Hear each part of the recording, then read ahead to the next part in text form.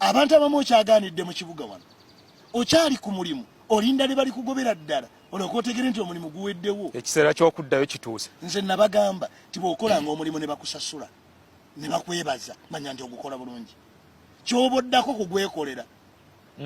Bw'obanga bali b'oguwa basiimye ne bajjayo n'omusaala kitegeeza nti ogumanyi bulungi. Kyoboddako omulimu gwekolere weesasule otandike n'okwezimba n'okwerengera gy'olaga.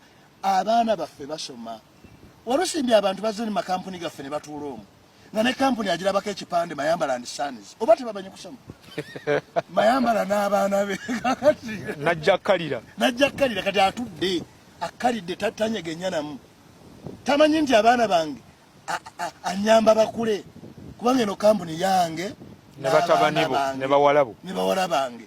Kakati yalowooza nti omwana wange ajja soma atuuka okufuuka accountant nga ye akyali accountant mu kampuni yemu. Awo Saani wayingirirawo. Isaani ajja era bwe tuba tukusiibula tobako nakyo otukoze. By the way abamu tujja basiibula nga tonna tunyiiza oganda kujja mukama wange naye kiki kye nakoze nti toyina era okuba toyina kye wakoze kinva nkusiibula. Abalina bye bakoze sisiibula basiibule omukwase package ye omugaba ababalabire. Waliwo kampani gye baŋŋamba nti mukulu omuyaga nti package nagikuweera ku musaala gwo. Bw'obanga emyaka 3 gikulemeyo okutegeka nze ngenda okuwa ogenda zitegekamu ekyamangu ako. Nalabye kampuni ez'obuveerezemu zatandise okuggalawo. Ziggala ate si tezigadde zokka. 29 abantu baakiwulira nti akaveera kawereddwa. Nze nakugamba nti bw'obanga okola mu kampuni buuza nti ŋŋendera ku mutendera gwa kumeka. Kuba bayita CCTV kamera kitegeeza nti abasirikale babagobye ababadde balawunawo. Kati asikaaliwo ku mulyango oyo aba agenda.